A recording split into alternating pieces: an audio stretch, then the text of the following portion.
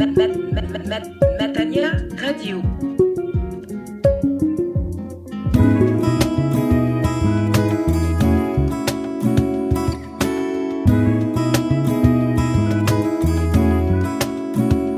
Je vous invite à ouvrir vos Bibles et nous allons faire une lecture dans l'Évangile selon Matthieu, chapitre 25, verset 31. Matthieu chapitre 25, verset 31.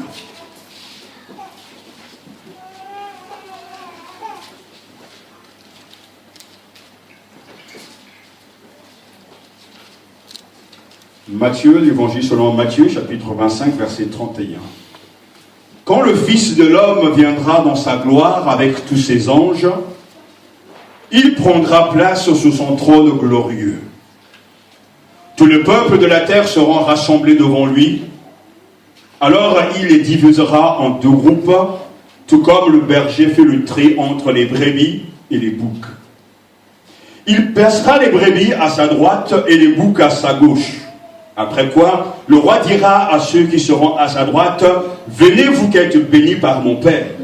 Prenez possession du royaume qu'il a préparé pour vous depuis la création du monde.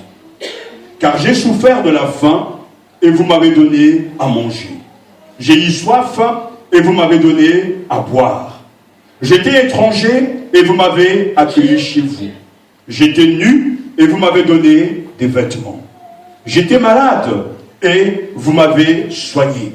J'étais en prison et vous êtes venus me rendre visite. » Alors les justes lui demanderont, « Mais Seigneur, quand avons-nous vu avoir faim et t'avons-nous donné à manger? Ou avoir soif et t'avons-nous donné à boire?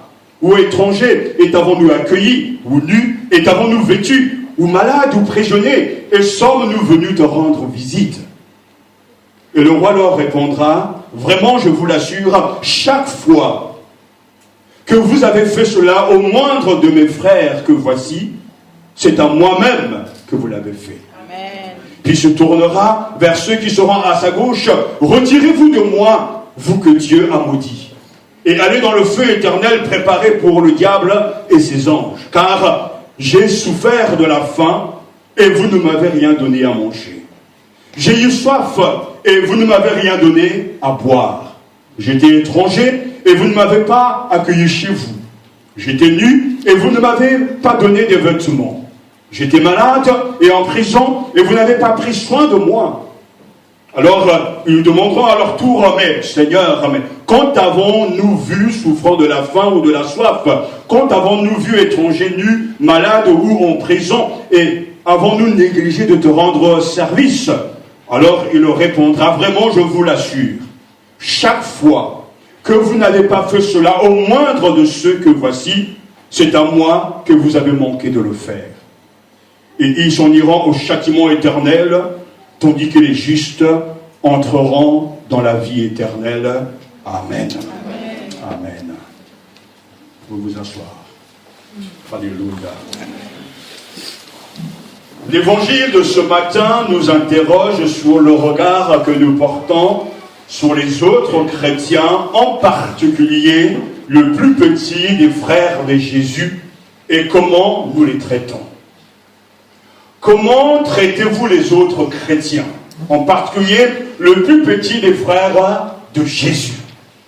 En effet, les justes comme les méchants sont surpris par la réponse de Jésus. « Seigneur, quand est-ce que nous t'avons vu avoir faim, soif et être nu, malade ou prisonnier ?» Versets 37 et 44. Et Jésus répondra que tout ce que vous avez pu faire à ces gens-là, à ces petits, c'est à moi que vous l'avez fait. Cela montre déjà que Jésus s'identifie à tous les chrétiens qui sont ses frères. Et cela est un appel pour nous à agir à l'égard de nos frères qui sont donc dans des situations plus difficiles que les nôtres. Des bonnes actions faites pour les disciples de Jésus, même les moindres d'entre eux, ne sont pas seulement des actes moraux et compatissants, mais indique où les gens se situent par rapport au royaume et à Jésus lui-même. Les plus humbles gestes de bonté, faits au moindre des frères du Christ, voire même les hommes en général, touchent directement le Maître, le Seigneur. Si nous agissons et que nous faisons du bien aux autres, au nom du Seigneur, cela touche le Seigneur. Amen. Et si nous ne faisons rien, cela ne touche pas, bien sûr, le Seigneur. C'est pour ça que Matthieu chapitre 10, verset 40 nous dit, si quelqu'un vous accueille, c'est moi qu'il accueille. Amen. Or, celui qui m'accueille, accueille celui qui m'a envoyé. Vous entendez ce que le Seigneur dit? Si quelqu'un vous accueille, c'est moi qui l'accueille. Or, celui qui m'accueille, accueille celui qui m'a envoyé. Alléluia. Quand nous accueillons les frères et sœurs en Jésus, c'est le Seigneur que nous accueillons. Quand nous les rejetons, s'ils ne sont pas des vrais frères et sœurs en Christ, ça c'est un autre problème, mais si nous rejetons alors que ce sont des vrais enfants de Dieu, c'est le Seigneur que nous sommes en train de rejeter. Et ce matin, cet évangile nous interroge sur le regard que nous avons, que nous portons sur les autres chrétiens. Jésus est certain de son autorité, de son pouvoir, et dit, quand le Fils de l'homme viendra dans sa gloire, et tous les anges avec lui, alors il siégera sur son trône de gloire. Ce n'est pas un homme qui parle, c'est le Seigneur lui-même qui parle de son avenir. C'est le Seigneur lui-même qui nous donne cette parole solennelle ce matin, quand le Fils de l'homme viendra dans sa gloire. Nous pouvons contempler cette scène. Nous savons que c'est un récit qui est placé dans les temps de la fin. Après avoir souffert sa passion, Jésus a été glorifié. Puis a été invité à s'asseoir à la droite du Père Tout-Puissant. Le psalmiste dit, oracle du Seigneur à mon Seigneur, siège à ma droite et je ferai de tes ennemis le marchepied de ton trône. Psaume 109, alléluia. Et le credo nous dit aussi que le Christ est désormais assis à la droite du Père. Jésus est certain de son autorité et de son pouvoir. Et lui dit, il te dit, et il me dit, quand le Fils de l'homme viendra dans sa gloire, avec tous ses anges, il prendra place, non pas sur le trône d'un inconnu, ou le trône de quelqu'un d'autre, mais il prendra place sur son trône glorieux. Alléluia. La scène est grandiose. Le Fils de l'homme vient comme un roi, entouré d'un splendide cortège, accompagné de tous ses anges. Et dans le texte grec, un des mots qui revient dans ce verset, c'est qu'il est question de Pentatou. C'est-à-dire de tous ces anges, qu'on y aura toutes les nations, quand Jésus va venir dans sa gloire, tous les armées célestes, les anges, les archanges, les séraphins l'accompagneront. Car c'est le retour du roi glorieux, vainqueur puissant, le roi vraiment, je dirais, incomparable. Il viendra et il va s'asseoir sur son trône de gloire. Devant lui comparer l'assemblée de toutes les nations, parce que c'est l'heure de vérité. Il y a les hommes de toutes races, de toutes les cultures et religions, les générations de tous les temps viendront donc debout devant le Seigneur roi glorieux. Quelle joie, quelle espérance, quelle excitation de savoir que le Fils de l'homme viendra dans sa gloire. Donc cette gloire nous dépasse. Cette gloire va s'imposer d'elle-même. Cette réputation du Seigneur sera palpable, visible par tous, car tous les hommes verront le Seigneur revenir avec force, avec puissance, accompagné de tous ses anges. Amen. Le Fils de l'homme il viendra dans sa gloire. Dans les évangiles, l'expression Fils de l'homme désigne le Seigneur lui-même. Le Fils de l'homme est une expression qui signifie être humain. Si Jésus n'a qu'une apparence d'homme, s'il n'est pas véritablement et pleinement humain, alors nous n'avons qu'une apparence de salut. Nous ne sommes pas réellement sauvés. Mais Jésus aime ce titre et il le dit avec force, quand le Fils de l'homme, c'est-à-dire quand moi-même je reviendrai, alléluia, dans ma gloire, avec tous mes anges, je prendrai place sur mon trône. Amen. Quel renversement de situation. Lui qui n'avait pas un lieu où poser sa tête, lui qui a été rejeté par les hommes, mais qui est mort, ressuscité, élevé au plus haut des cieux, car reçu le nom qui est au-dessus de tout nom, il reviendra dans toute sa splendeur, dans toute sa gloire, accompagné par les êtres célestes. Jésus est le Fils de l'homme. Et comme Moïse éleva le serpent dans le désert, il faut de même que le Fils de l'homme soit élevé, afin que quiconque croit en lui ait la vie éternelle. Jean chapitre 3, versets 14 à 15. Et comme Moïse éleva le serpent dans le désert, il faut de même que le Fils de l'homme soit élevé, afin que quiconque croit en lui ait la vie éternelle. Jésus est bien le Fils de l'homme. En tant que Fils de l'homme, il avait le pouvoir de pardonner les péchés. En tant que Fils de l'homme, il avait la capacité donc de dire au paralysé, je te le dis, lève-toi, prends ta civière et va dans ta maison. Parce que lui a toute autorité sur toutes choses. En Jésus-Christ, Dieu et l'homme se rencontrent. En vérité, je vous le dis, vous verrez le ciel ouvert et les anges de Dieu monter et descendre sur le Fils de l'homme. Jean chapitre 1, verset 51. En vérité, je vous le dis, vous verrez le ciel ouvert et les anges de Dieu monter et descendre sur le Fils de l'homme. Alléluia. Le Messie et le serviteur sont réellement, sont en fait une seule personne. Jésus est le Messie, Jésus est le serviteur.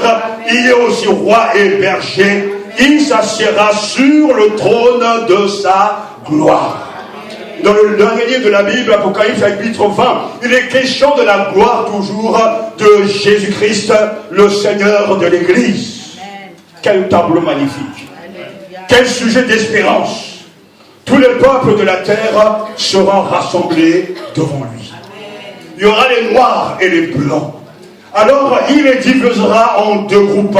Tout comme le berger fait le tri entre les brebis et les boucs, il placera les brebis à sa droite et les boucs à sa gauche. Autant donné qu'il est le roi berger, il a le pouvoir. Le pouvoir lui appartient. Le pouvoir est à lui. Le Christ glorifié a l'autorité, le pouvoir de prononcer un jugement sur n'importe qui.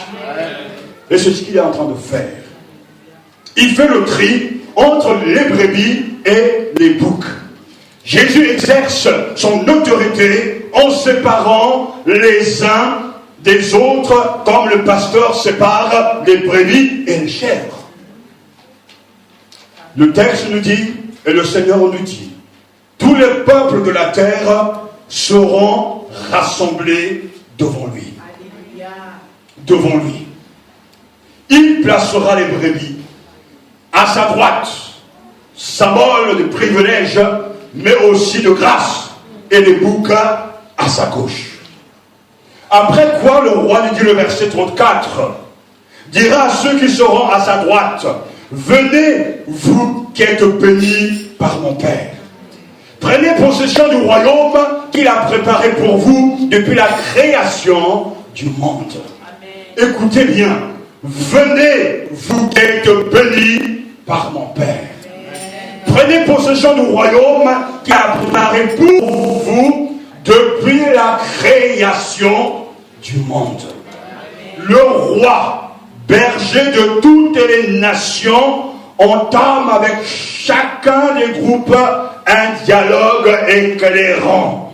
Le Fils de l'homme, comparé d'abord à un berger, est désigné maintenant comme le roi. Le roi. Le roi. Après quoi le roi dira, ce n'est plus le Fils de l'homme en tant que tel ou le berger de ses brebis, mais c'est le roi. Celui qui a l'autorité suprême.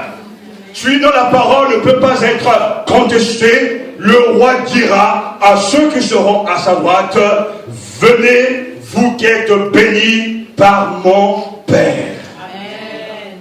Jamais, pendant sa vie, Jésus n'a accepté le titre de roi. Sauf lors de son entrée à Jérusalem, où il s'est présenté en roi humble et pacifique.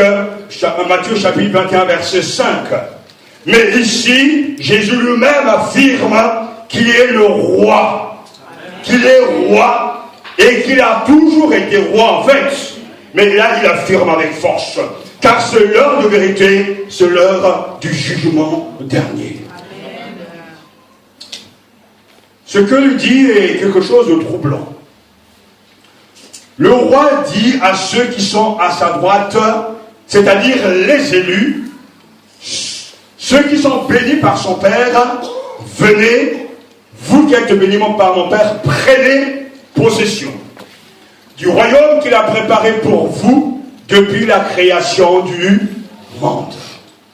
Le roi dit, venez, les bénis de mon Père. Jésus appelle ses enfants, ses élus, et ce mot est important parce que il dit d'eux, vous êtes bénis. Vous êtes bénis. Oh, alléluia. Quelle expression magnifique venant de la bouche du roi, du Seigneur qui s'adresse à ses enfants, vous les bénis de mon Père. Ça nous rappelle ce que Paul a écrit dans Éphésiens chapitre 1, versets 3 à 5. Béni soit Dieu le Père de notre Seigneur Jésus-Christ. Dans les cieux, il nous a comblés de sa bénédiction spirituelle en Jésus-Christ. Il nous a bénis de toute bénédiction spirituelle dans les lieux célestes en Christ. Cette bénédiction, cet héritage ont été préparés par Dieu. Venez les bénis de mon Père, prendre possession du royaume que le Père vous a préparé depuis la création, même avant la création du monde. Dieu connaît les siens. Dieu connaît ses élus. Et il les invitera au dernier jour de prendre possession de leur héritage. Recevez cet héritage, préparé par qui? Non pas par un homme, non pas par un mouvement, mais préparé par le Père. Un héritage qui ne peut être corrompu, un héritage qui ne peut être souillé. L'héritage d'entrer dans le royaume des cieux. Et tout ce verset 34, alléluia, implique la prédestination au royaume. Jésus le dit très clairement, cet héritage a été préparé par Dieu pour vous. Personne ne peut aller au ciel si Dieu ne l'a pas choisi. Personne ne peut rentrer dans le royaume des cieux s'il n'a pas été élu. Cet héritage qui vous a été préparé, prenez en possession. Il est à vous. Il vous appartient. Ce ne sont pas les œuvres qui nous font rentrer au ciel, non. C'est l'élection, la grâce de Dieu. C'est lui qui a préparé notre héritage. Le salut donc est un don gratuit et non une récompense pour les œuvres. Le salut vient de Dieu. C'est par grâce que nous sommes sauvés, moyennant bien sûr la foi. Il faudra lire l'épître aux Romains pour s'en rendre compte que le salut est une grâce. Mais le salut prend racine dans l'élection dans la prédestination, ce que Dieu a préparé d'avance avant la création du monde. Avant que la terre soit, avant que le monde existe, Dieu avait déjà choisi. Et c'est une bénédiction de savoir que ceux que Dieu a choisis, qu'il a appelés grâce à l'évangile, qui ont accepté l'évangile, ne peuvent pas se perdre, ne seront jamais abandonnés, car choisi depuis avant la création du monde, le maître de l'univers dira à la fin de l'humanité, entrez donc dans le royaume qui a été préparé pour vous par mon Père Céleste. Où voyez-vous la rupture? Où voyez-vous justement l'échec? Choisi par Dieu, ils seront récupérés par le Père Céleste. Oh, alléluia. Avant la fondation du monde, ils ont été choisis par Dieu, désignés par le Saint-Esprit, scellés du Saint-Esprit, prédestinés à être conformes à l'image de Christ. Romains chapitre 8, verset 29. Et c'est pour cela que celui qui est sauvé fera des bonnes choses. Les bonnes œuvres dont il est question dans les versets 35 à 36 sont les fruits et non la source de leur salut. On n'est pas sauvé grâce aux bonnes œuvres, mais c'est parce que je suis sauvé qu'on est sauvé que l'on pratique les bonnes œuvres que Dieu a préparées d'avance pour nous. Les œuvres ne constituent pas leur droit d'entrer dans le royaume. Elles ne sont que la manifestation de la grâce de Dieu dans leur vie. Vous reconnaîtrez un vrai chrétien parce qu'il aime le Seigneur, il connaît le Seigneur, mais parce qu'il a aussi des bonnes œuvres. Vous reconnaîtrez un croyant, un fidèle même s'il croit en Dieu, cela n'est pas suffisant pour aller au ciel. Il faut croire et avoir des bonnes œuvres. Mais pourtant, si nous suivons bien ce texte, Jésus met l'accent non pas sur ce que nous croyons, mais sur ce que nous faisons réellement. Et c'est pour ça que les bonnes œuvres sont des critères au dernier jour pour juger si la foi est vraie ou pas. Car le Fils de l'homme va juger chacun selon ses œuvres. Et c'est pour cela que, sur la base justement de nos œuvres, c'est ce que Jésus est en train de nous dire, car j'ai souffert de la faim et vous m'avez donné à manger.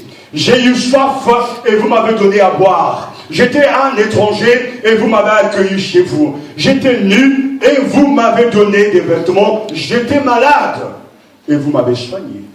J'étais en prison et vous êtes venus à moi. Devant le roi,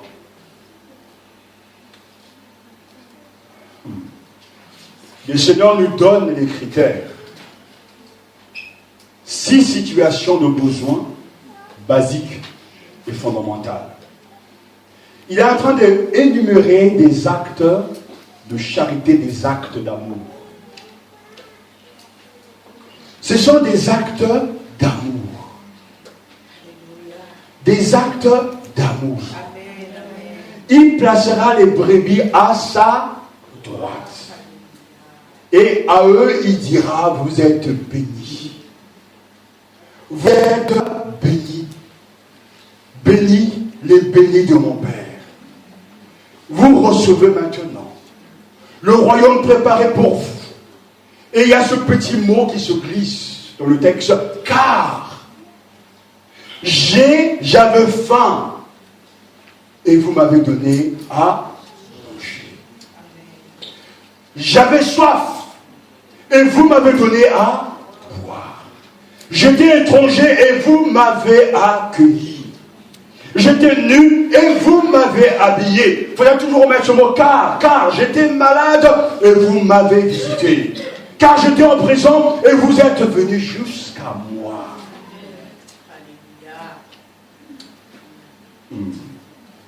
Dans ces paroles, Jésus révèle la vraie nature du royaume de Dieu. Jésus se place du côté de ceux qui sont dans le besoin, qui souffrent, et qui se sentent en difficulté, afin de nous presser à avoir aussi de la compassion et de l'attention pour toutes ces personnes.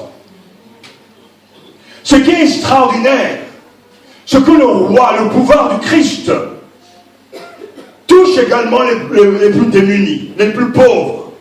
Jésus se sent solidaire de ceux qui ont peu. Jésus s'identifie à ceux qui n'ont pas grand-chose. Et ce qui est très étonnant dans ce que Jésus est en train de nous dire, une fois de plus, c'est que les justes, en entendant ces paroles, réagissent. Le verset 37 nous dit, alors les justes lui répondront, mais Seigneur, vous voyez, Jésus est roi, fils de l'homme, berger, mais ici, les justes, comme les méchants, tout à l'heure on le verra, reconnaissent et s'adressent au Seigneur. Le titre suprême, le titre qui marque la suprématie de Jésus. Ils disent au Seigneur, quand t'avons-nous vu? C'est quand même incroyable, quand avons-nous vu? À quel moment on t'a vu avoir faim? À quel moment on t'a vu avoir soif? À quel moment on t'a vu être mal vêtu? À quel moment es-tu malade ou prisonnier? Parce qu'ils sont surpris. Ils sont surpris parce que les actes d'amour, ces actes d'amour ont été faits pour le Seigneur. Et le verset 37 traduit la surprise justement des justes. Les justes sont surpris à cause de ce que le roi, le Seigneur leur dit. Mais quand avons-nous vu?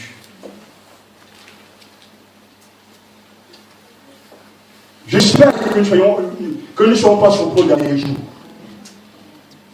Ils sont surpris que le roi, le Seigneur, parle ainsi. Quand quelqu'un est en faim et que vous réussissez à combler sa faim, c'est à moi que vous l'avez fait. C'est surprenant. Ce n'est pas un évangile qu'on a l'habitude d'entendre parce qu'on est toujours même quelquefois préoccupé par nous et nos bénédictions. Mais Jésus est en train de nous orienter vers la nature du royaume de Dieu. J'ai eu faim et vous m'avez nourri. J'étais malade et vous m'avez fait du bien. J'étais en prison et vous m'avez visité, etc. Mais quelle surprise! Mais quand cela s'est-il passé? Mais au moment où les gens étaient dans les besoins, c'est à ce moment-là qu'il fallait agir. Et le roi leur répondra, verset 40, vraiment je vous l'assure, il y a même un Amen, Amen, je vous le dis, chaque fois que vous avez fait cela au moindre de mes frères que voici, c'est à moi-même que vous l'avez fait, que vous l'avez fait. Quelle révélation, quelle surprise. La surprise est bien lorsque le roi assure que tout ce que vous avez fait à l'un de ces plus petits de mes frères, c'est à moi que vous l'avez fait. Et c'est ce que je disais tout à l'heure. Nous devons prendre soin de nos frères en Christ. Non pas pour gagner des bonnes œuvres et des galons, mais parce que lorsque l'on sert nos frères et sœurs en Christ, nous servons Dieu. Lorsque nous les aimons, nous aimons Dieu. Et Jésus est en train de nous donner un critère tellement important qui va nous réveiller et nous montrer le critère d'une véritable spiritualité. Ce n'est pas dans des mots, ce n'est pas dans des confessions de foi, mais c'est dans le partage et la préoccupation de ton frère qui a moins que toi.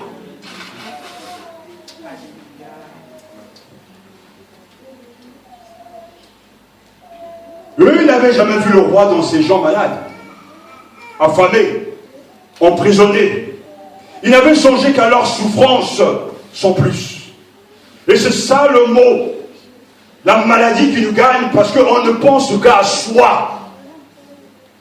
Quand ce n'est pas à soi, on pense à ceux qui nous sont proches, ceux que nous aimons, qui nous aiment, qui sont d'accord avec nous, qui nous suivront nous-mêmes dans nos bêtises. Mais Jésus est en train de nous développer cet amour de soi, même pour nous orienter vers les autres. Ceux qui ont peu, ceux qui n'ont pas les privilèges de vivre dans ce pays où nous pouvons nous faire soigner, où nous pouvons aller même dans des associations pour avoir des vivres. Certains sont en train de souffrir. Et tout à l'heure, avant la fin de la réunion, nous allons prier pour le Niger. Parce que le bien-aimé là-bas souffre. Depuis que il y a eu l'histoire de Charlie Hebdo, certains musulmans extrémistes sont en train de tout saccager, détruire les églises. Mais nous devons nous aussi souffrir avec eux. Parce que c'est le peuple de Dieu. Nous sommes préoccupés par nos problèmes, de nos situations. Mais le Seigneur veut nous dire, oui, il y a les autres qui sont affamés. Il y a les autres qui n'ont pas de costume, de cravate ou de chemise. Il y a les autres qui n'ont même pas, ne savent même pas à midi ce qu'ils vont manger. Il y a les autres qui sont en prison. Il y a les autres qui souffrent à côté de toi, ton prochain. Et Jésus dit, regarde, ce que tu feras pour lui, tu le fais pour moi. Cet évangile-là est vraiment l'évangile de Jésus. Parce que c'est l'évangile qui se donne aux autres, comme Jésus s'est donné aux autres. C'est pour ça qu'il dit, vous êtes bénis. Alléluia. C'est eux qui sont présentés comme bénis de Dieu, non pas agis pour des motifs religieux, mais par compassion. Et je mets en garde chacun d'entre vous pour dire, voilà, puisque je dois le faire pour être approuvé par le Seigneur, je veux faire des bonnes choses. Non, parce qu'on peut très bien même donner sa propre vie, mais pourtant manquer d'amour. Il dit en Corinthiens chapitre 13. Mais l'amour, c'est d'abord quelque chose qui vient de l'intérieur. C'est une préoccupation intérieure. Et ce sont des actes.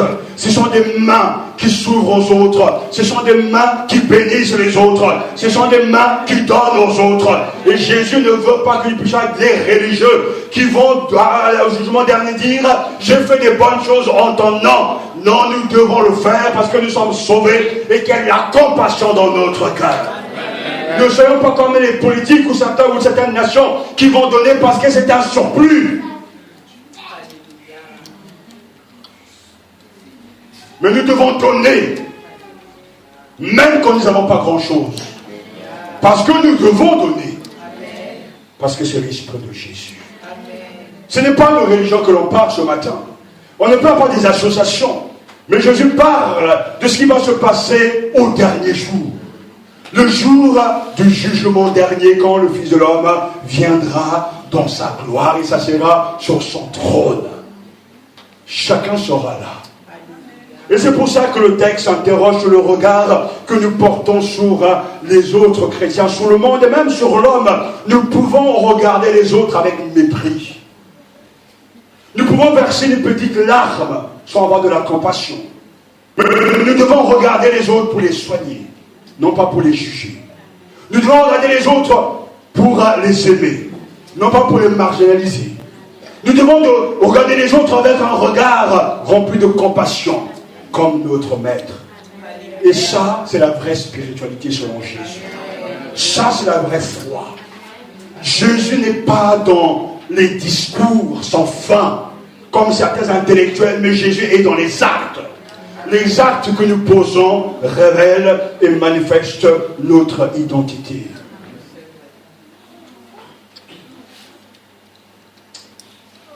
Alors les justes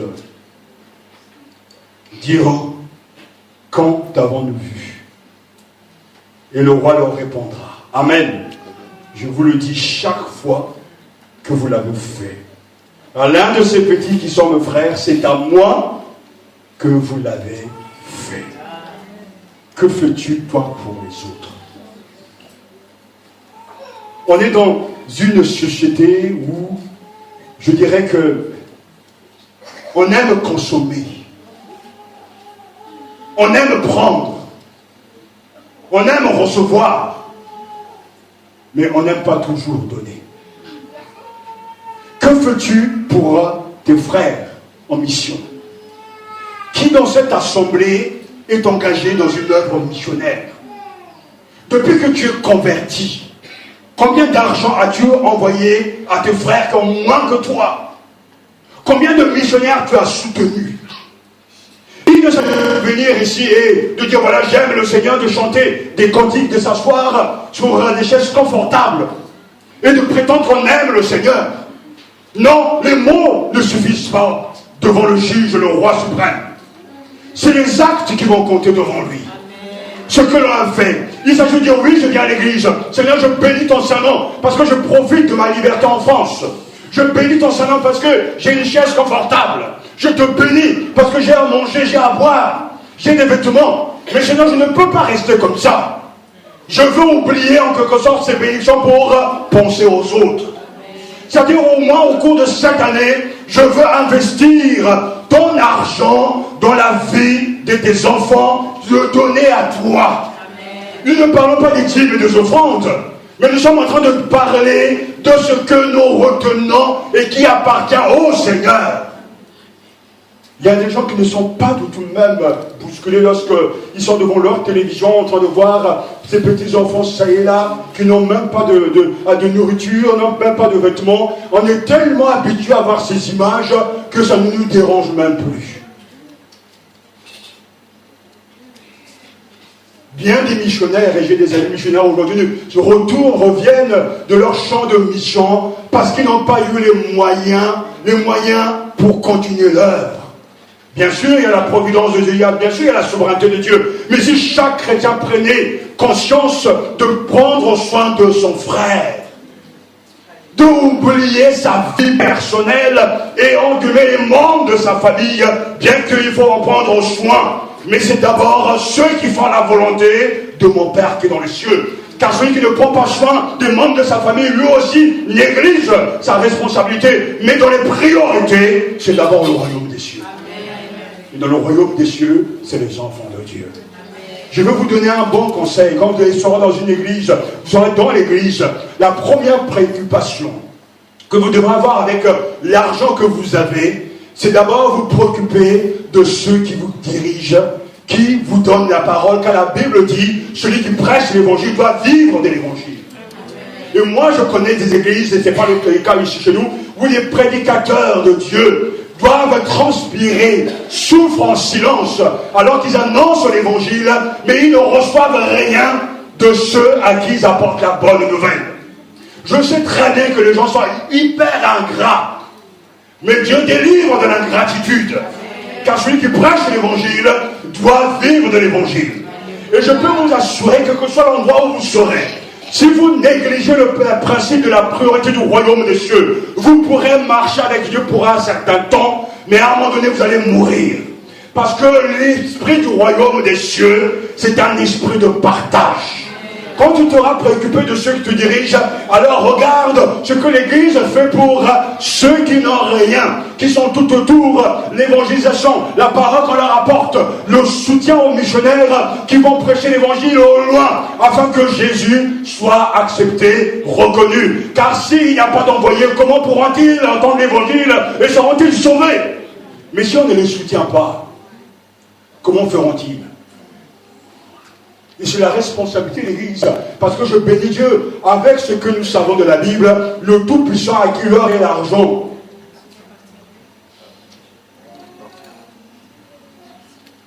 Tout est à lui. A décidé de ne pas déverser des dollars ou des euros dans les églises. Mais par contre, il a béni pour que le chrétien apprenne l'obéissance. L'obéissance. Et c'est pour ça que même dans l'église primitive, lorsque le Saint-Esprit arrive, c'est là ce moment tout est frais. Le Saint-Esprit là, il y a des besoins. Mais le Seigneur ne dit pas, voyage, je vous envoie des deniers du ciel. Non.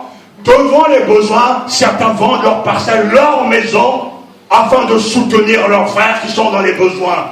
Ça, c'est l'évangile.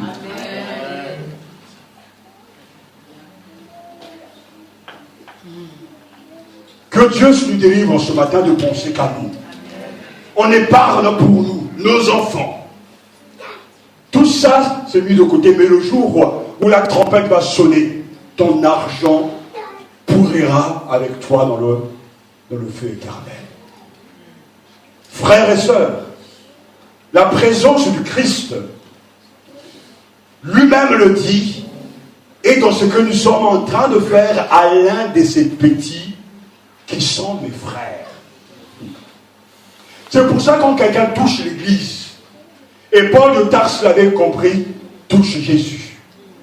Alors qu'il persécutait l'Église, Jésus l'a arrêté sur le chemin de Damas. Il lui a dit, c'est moi que tu persécutes. Parce que mes frères, ce sont mes frères. Ces femmes, ce sont mes sœurs. Et quand on touche à ce qui est cher au Seigneur, on touche au Seigneur lui-même. Mais attention, il y aura un moment où il faudra rendre des comptes. Lorsqu'on fait du bien à un frère, on fait du bien à Jésus. Lorsqu'on aide un frère, on aide le Seigneur. Parce que Jésus lui-même le reconnaît, le dit, ce sont des paroles qui ont troublé tant de théologiens. Jésus s'identifie à ceux qui sont dans ces difficultés. C'est à moi que vous l'avez fait. On cherche Jésus, mais où est-il? Mais il est bien là. Dans ce geste aussi simple d'aider. Alors que dans une église, quel que soit le nombre, il y a une campagne, il y a un appel pour la mission. Tout le monde devra s'investir. Parce que cet argent ira pour les plus pauvres, les moins privilégiés. Et plusieurs fois j'ai dit oui, nous avons l'avantage par rapport à certains pays en Afrique. L'euro est supérieur au CFA. 1 euro vaut 655 CFA, une virgule. Et c'est beaucoup. Donc un chrétien, même s'il donne seulement 10 euros, ça fait beaucoup.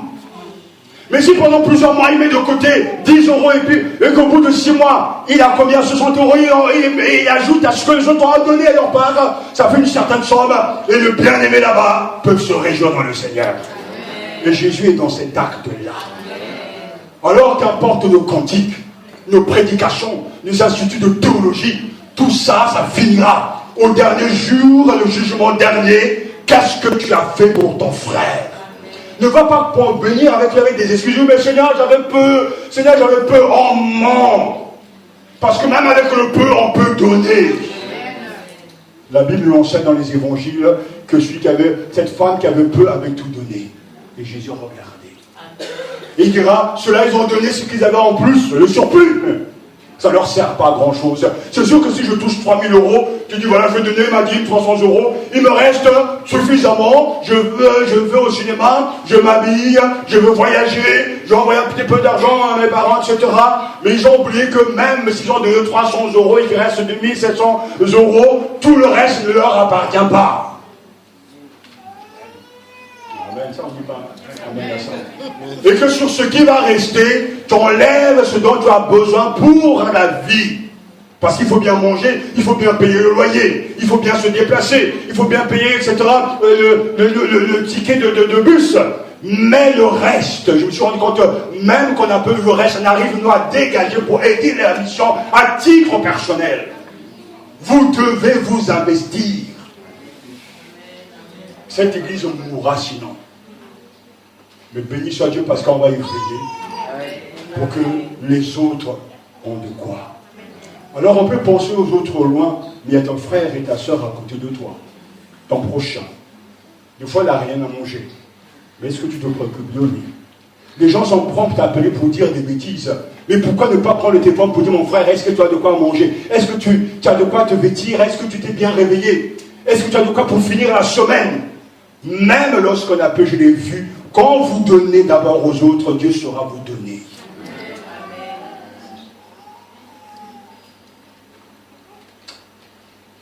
Les paroles du Christ m'ont beaucoup troublé.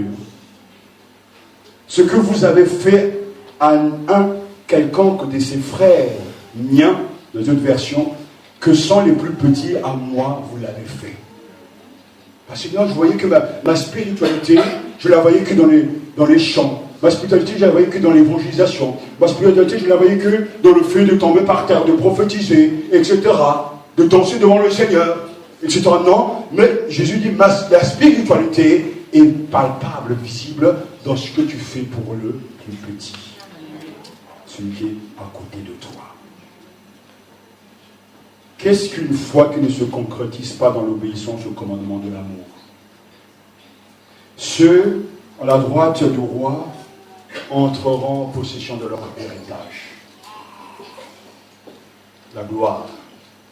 Mais ceux qui sont à sa gauche, le roi dira, retirez-vous de moi, vous que Dieu a maudit.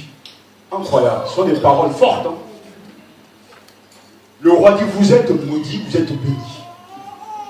Et allez dans le feu éternel, préparé pour le diable et ses anges. Retirez-vous de moi, vous que Dieu a maudit, et allez dans le feu éternel, préparé pour le diable et ses anges. Une fois de plus, en parallèle avec ce que nous avons entendu tout à l'heure, il y a bien un endroit préparé pour le diable et ses anges et ses amis. Il n'y a que deux voies, il n'y a que deux groupes. Il y a les bons, les justes, et il y a les mauvais, les méchants, qui iront avec leur Père. Les bons, les justes iront avec leur Père céleste dans la gloire.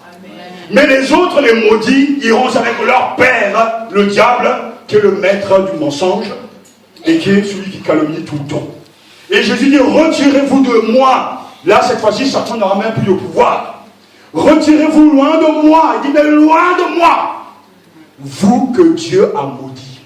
Mais je croyais que l'on priait un Dieu qui est bon, qui est amour, et qui passe son temps à bénir l'humanité, la vie. Mais le jour du jugement dernier, c'est niet. C'est fini. C'est le roi qui juge, et son jugement est sans appel. Retirez-vous de moi. J'aimerais pas. N'écoutez pas. Ça dit entendez ce que le Seigneur nous dit, mais ne restez pas dans cette situation. Retirez-vous de moi, vous que Dieu a maudit, et allez dans le feu éternel, préparé pour le diable et ses anges. Et eux aussi, ils vont vouloir chercher à négocier, à comprendre ce qui se passe. Mais pourquoi le roi ne parle-t-il ainsi? Jésus poursuit, car j'ai souffert de la faim et vous ne m'avez rien donné à manger. J'ai eu soif et vous ne m'avez rien donné à boire. J'étais étranger et vous ne m'avez pas accueilli chez vous. J'étais nu et vous ne m'avez pas donné de vêtements. J'étais malade et en prison et vous n'avez pas pris soin de moi. Alors il lui demandera à leur tour, verset 44, mais Seigneur, quand avons-nous vu souffrant de la faim ou de la soif? Quand avons-nous vu étranger, nu, malade ou en prison? Et avons-nous négligé de te rendre service? Alors il leur répondra, verset 45, vraiment je vous l'assure, chaque fois, une fois de plus, chaque fois que vous n'avez pas fait cela au moindre de ceux que voici, c'est à moi que vous avez manqué de le faire. Et Jésus dit, termine en disant, ils s'en iront au châtiment éternel, tandis que les justes entreront dans la vie éternelle. À la fin, les maudits, les méchants entreront dans un châtiment, dans le châtiment éternel. Il y a beaucoup d'opposition dans ce texte. Il y a la vie éternelle, mais il y a aussi le châtiment éternel. J'ai une bonne nouvelle pour vous. Quand vous allez mourir, n'oubliez pas que vous êtes des immortels. Vous allez quand même vous réveiller, vous allez revenir à la vie pour le jugement dernier. Ça veut dire que vous allez tous, n'ayez pas peur de la mort, ce n'est qu'un passage. Après, il faut ressusciter pour comparaître devant le roi et rendre des comptes. Mais après, c'est là où tout se joue. Viendra le sort éternel. Soit la vie éternelle, soit le châtiment éternel. Alors, j'ai pensé à un moment donné avec ce verset, mais quand les gens jouent avec Satan, sur la terre, ils jouent avec lui, son copain, ils rentrent dans le jeu de Satan. Et si on nous montre Satan avec une fourche, avec des yeux rouges, avec des flammes, on aura peur de lui. Mais pourtant, lorsque l'on ment, lorsqu'on critique, lorsqu'on calomnie, lorsqu'on vole Dieu, lorsqu'on commet l'adultère, on sert toujours Satan. Et à la fin, Satan qui est invisible, comme Dieu est invisible, À la fin où tout sera visible. Les uns et les autres se retrouveront avec celui qu'ils ont servi, soit consciemment, voire même de fois, pour ça dire inconsciemment, mais à la fin, celui qui vous a enquipiné, que vous avez servi, que vous avez aimé, si c'est le diable, vous allez le retrouver là-bas. Et ça, c'est une tragédie. Parce que de l'autre côté, ce n'est plus une période temporaire. Il s'agit d'un châtiment éternel. Et ce qui fait qu'en enfer, tu vas pleurer, tu vas gémir, tu vas être conscient de ta douleur, tu vas être conscient de ton ingratitude, tu vas être conscient de ta méchanceté, tu vas être conscient de ta colère, tu vas être conscient de tes bêtises, tu seras conscient. Et tu m'auras dit, mais hey, Satan, c'est à cause de toi, mais Satan dit, tiens, prends, tu n'étais pas obligé de me suivre. Mais c'est trop tard parce qu'il y a un châtiment éternel. On aimerait que ça s'arrête, mais ça ne peut même pas s'arrêter. Parce que le mot est fort. C'est un châtiment éternel. Mais de l'autre côté, tu verras les élus dans le ciel. Alléluia. Ils seront dans la joie. Plus de larmes, plus de cris, plus de problèmes, plus de critiques, plus d'amertume, plus de colère, plus d'ingratitude. Il n'y aura que les élus dans le ciel, avec les anges en train de danser. Moïse, Abraham, Jérémie, mes parents, alléluia. Tout le monde a la gloire. Mais ça, c'est une joie éternelle. Alors ça vaut le coup de souffrir pour un peu de temps sur cette terre.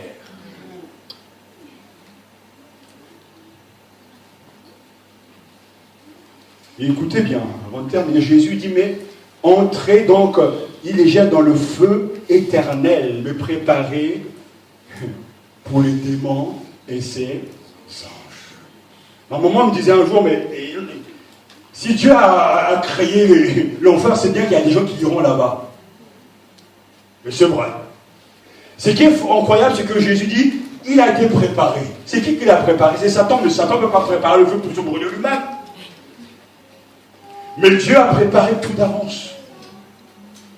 Le ciel comme l'enfer. Et il y aura donc les uns au ciel et les autres au ciel, le feu éternel préparé pour le démon et ses anges. Jésus reviendra dans toute sa gloire avec ses anges, tous ses anges, le diable sera aussi avec tous ses anges. Donc, 50. C'est la séparation totale. Vous savez que Satan a des anges. Il les utilise avec force aussi. Ils sont là pour paralyser l'œuvre. Ils sont là pour arrêter l'œuvre. Mais béni soit Dieu, parce qu'un jour viendra où on pourra dire, c'est fini. Ils n'auront plus à lutter contre les principautés, les puissances occultes, mais ils seront dans la joie éternelle. C'est une parole d'espérance, alléluia. Oui, dans le feu éternel. Je ne veux pas aller parce que c'est un châtiment éternel. À cause de ce châtiment, moi je vais suivre le Seigneur de tout mon cœur. Parce que c'est là où sera le sort des méchants, de ceux qui ne aident pas les autres. Les méchants ne bénéficieront pas d'une seconde chance. Ils ne seront pas non plus anéantis. Le châtiment des méchants après la mort est décrit tout au long de l'Écriture comme le feu éternel, le feu qui ne s'éteint point, la honte éternelle, un lieu où leur verre ne meurt point et où le feu ne s'éteint point. Où le feu ne s'éteint point. Marc chapitre 9, un lieu de tourment et de flammes. Luc chapitre 16, une ruine éternelle. 2 Thessaloniciens, c'est un lieu de tourment avec le feu et le soufre, où la fumée de leur tourment monte au siècle des siècles. Apocalypse chapitre 14. L'enfer existe. Et tout se joue ici-bas. Jésus insiste d'abord sur le fait que ce que les brebis ont accompli et que les boucs n'ont pas accompli concernait l'un de ses plus petits de mes frères. Ce qu'on a fait et ce qu'on n'a pas fait. Et Jésus prononce un verdict ici très clair par rapport au choix des uns et des autres. Comment traitez-vous les autres chrétiens, en particulier les plus petits des frères de Jésus? C'est la question que le Seigneur te pose et tu vas y répondre ce matin. Comment traitez-vous les autres chrétiens, en particulier les plus petits des frères de Jésus? En ce jour reviendra. Et si vous allez à Rome, vous pourrez voir la scène du jugement dernier. Cette scène rendue célèbre par l'artiste Michel-Ange. à la chapelle Sixtine de Rome. C'est une image incroyable. Quand j'ai visité, en tout cas, Rome, j'ai eu l'occasion d'y aller. Le Christ est ressuscité, Seigneur, visage plein de lumière qui transfigure le monde créé. Cette lumière éclaire et juge chacun. Et ce jour viendra, le jour du jugement dernier, où tous les masques vont tomber.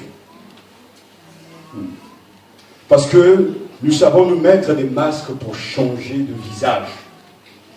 Nous savons faire des grimaces, nous peindre, nous tatouer même, nous maquiller pour apparaître soit un autre jour, mais le jour du jugement dernier, les masques vont tomber. Et nous sommes tentés toujours de nous cacher au regard les uns des autres. Ce qui est dit dans le secret sera connu publiquement.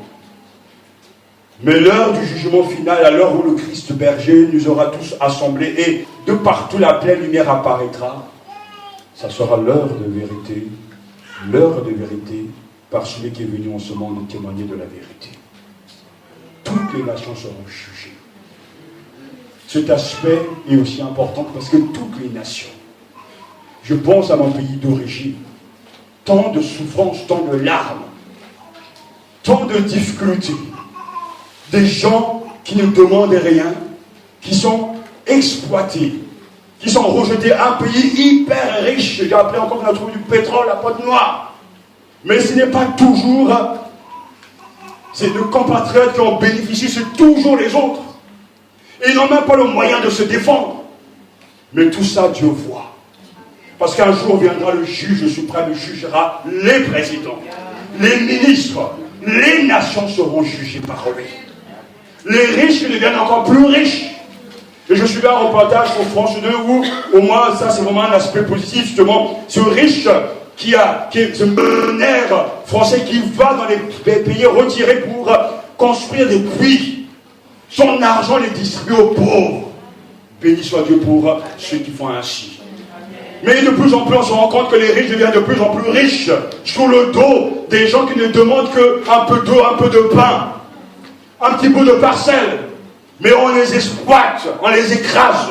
Mais il y a pourtant un moment où tout cela s'arrêtera. Car toutes les nations comparaîtront devant le roi et le juge, et chacun rendra compte.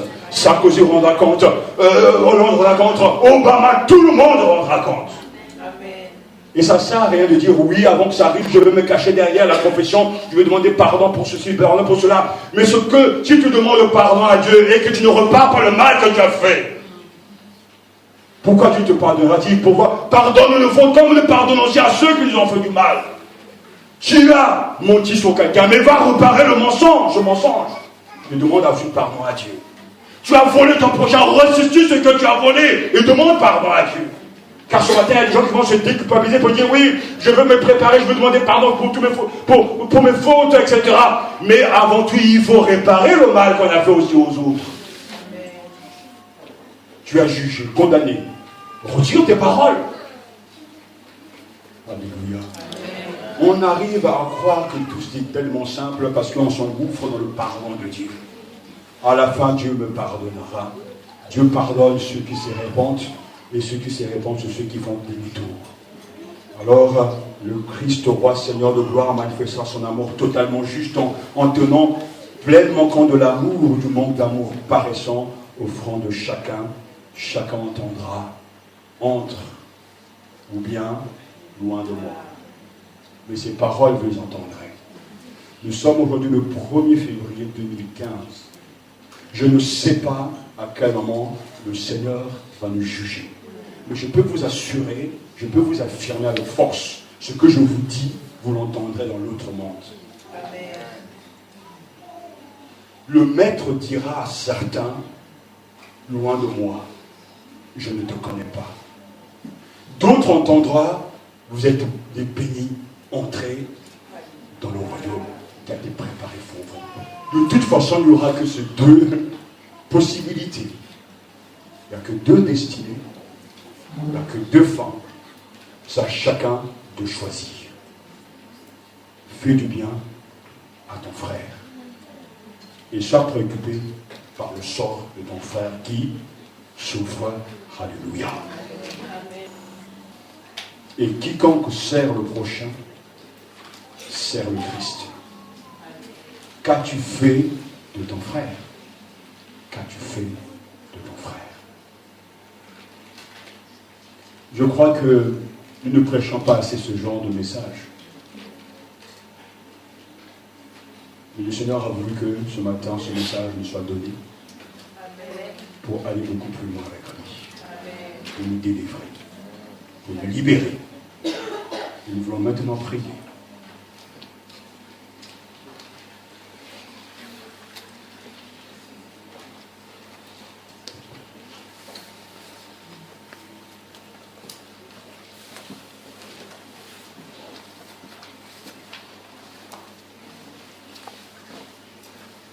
Secourir ceux qui sont dans le besoin, c'est le plus important de voir de tous, des nations, voire même des collectivités, des groupes, à l'égard de ceux qui souffrent. Secourir ceux qui sont dans le besoin. Alléluia.